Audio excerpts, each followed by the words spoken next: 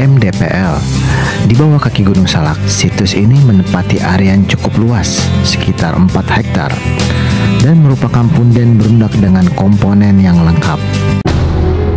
Berada tersembunyi di tengah lebatnya hutan pinus lereng Gunung Salak, sebuah situs prasejarah ditemukan. Diduga sisa peradaban era megalitikum, kumpulan batuan kuno berumur ribuan tahun ini diberi nama situs Cipangantehan. Tak hanya lekat dengan sejarah, situs ini juga terkenal dengan cerita mistis yang menaunginya. Dari penampakan makhluk goib sampai harta karun yang konon terpendam di area ini. Benarkah demikian? Mengungkap rahasia di balik cerita.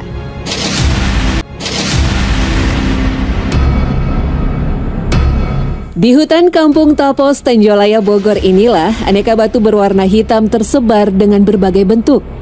Dari jenis dolmen, menhir, sampai punden berundak.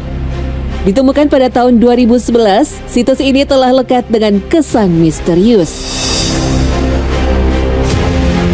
Abah Boin, warga setempat yang kini telah menjadi juru pelihara, mengaku mengalami perjalanan goib sebelum menemukan situs ini. Hampir setiap malam, pria parubaya ini selalu bermimpi hal yang sama, didatangi oleh sesosok orang tua yang memintanya untuk membuka lahan hutan. Mimpi itu nyaris dialaminya terus-menerus. Melalui mimpi saya 3 tahun berturut-turut. Berawal saya dari tahun 2009. Nah, kemudian lanjut ke 2010 sampai 2011. Baru disitulah saya cari lokasinya, saya temukan lokasinya, baru saya bersihkan di 2011 bulan 12 pada hari Jumat pada waktu itu. Abah dalam posisi, maksudnya petunjuk gaib itu dalam posisi nyata atau mimpi atau apa, Bah? Nah, kalau yang 2 kali itu dalam posisi mimpi.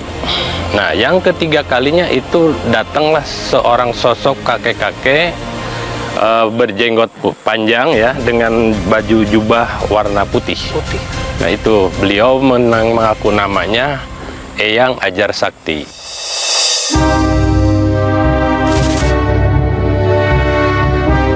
Tak disangka setelah dilakukan penggalian, apa yang terlihat dalam mimpinya memang benar-benar ada dan nyata. Memang kawasan ini kan awalnya penuh kayak rumput-rumput seperti semak belukar. Belum terlihat batu-batunya. Tidak ada batu yang kelihatan kecuali batu yang di bawah itu yang tinggi. Tak lama setelah situs Cipangantehan ditemukan, Abah Boin kembali mendapat firasat goib. Kali ini sosok Eyang Hajar Sakti hadir melalui mimpi sang anak. Sosok tak kasat mata ini menyebut jika tepat di area situs terdapat sebuah bangunan besar dengan bentuk menyerupai gudang. Di dalamnya terdapat banyak emas batangan dan aneka pusaka kerajaan. Rasa penasaran pun menuntun Abah Boin bertawasul di area situs. Nah, setelah seminggu kemudian baru saya dimimpikan lagi. Nah, dimimpikan lagi. Dalam mimpi saya itu kakek-kakek itu datang. Nah, untuk pembuktian bahwa di sini barang tersebut ada, ambillah sama kalian di samping pohon bambu, katanya.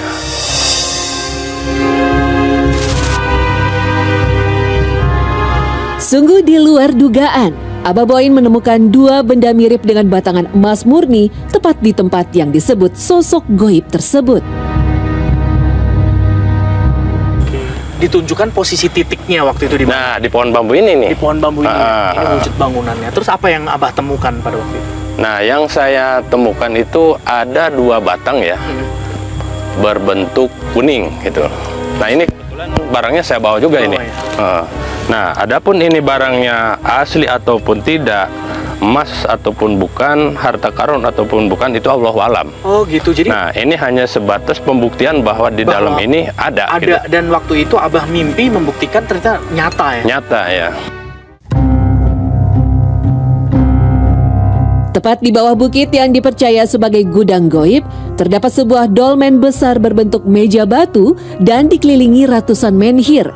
Meja batu inilah yang diyakini dulu digunakan untuk meletakkan aneka macam sesajen untuk keperluan ritual. Abah Boyin menyebut area dolmen inilah yang menjadi titik pusat utama berkumpulnya para penghuni astral kawasan situs. Sosok-sosok yang menghuni di area dolmen ini, kalau yang Abah lihat sosoknya seperti apa aja sih, Bah?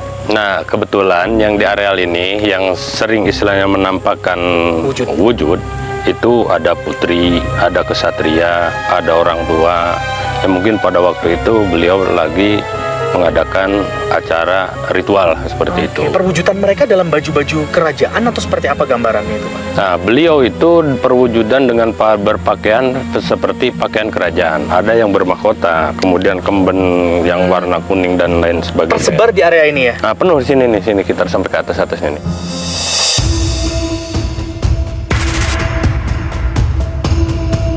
Area sakral ini juga diyakini sebagai tempat berlatih kanuragan sekaligus mengasah kesaktian.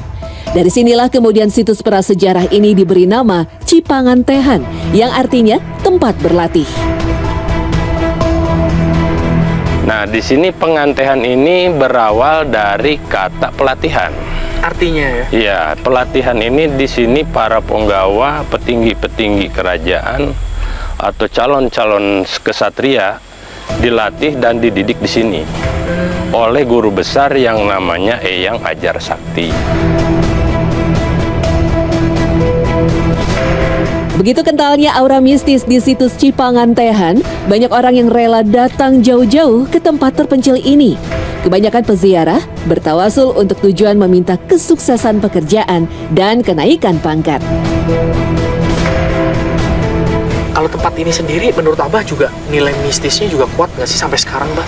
Nah, kebetulan mistisnya di sini sampai hari ini, dari sejak ini ada ya sampai hari ini masih dipergunakan. Banyak juga orang yang datang ke sini pengen istilahnya cari naik jabatan dan lain-lain. Bahkan ada beberapa calon kades juga yang datang ke sini. Hari ini sudah terbukti.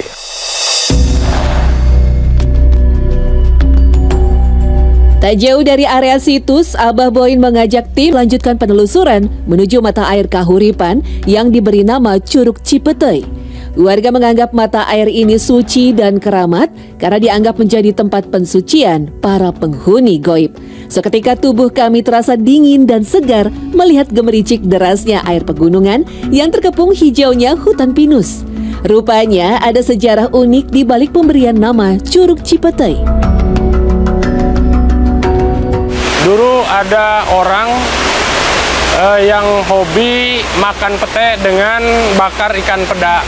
Siapa beliau? Nah, beliau itu namanya Prabu Rangrang. Prabu Rangrang. Ya. Apakah beliau juga menjadi salah satu sosok penunggu yang ada di curug ini, Bah? Betul, betul. Beliau ada di sini. Nah, itu cerita masyarakat ketika orang mau bertani, mengalirkan air untuk ke lahan pertanian, sehingga beliau meminta ada bakar ikan peda sama pete yang dibakar. Pada waktu itu pohon pete juga di area sini banyak, Pak, melimpah. Nah, pada waktu itu memang ada pohon-pohon pete, sehingga disebutlah ini Kali Cipetei atau Curug Cipetei.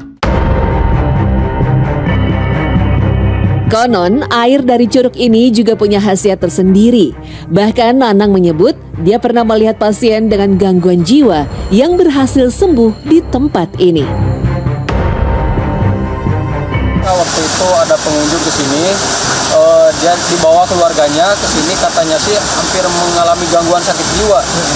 Udah diperiksa ke dokter juga nggak sembuh-sembuh, tapi dengan seringnya datang ke sini itu rutin ya, hampir seminggu 2 kali itu rutin dibawa ke sini, dimandiin dengan ritual juga.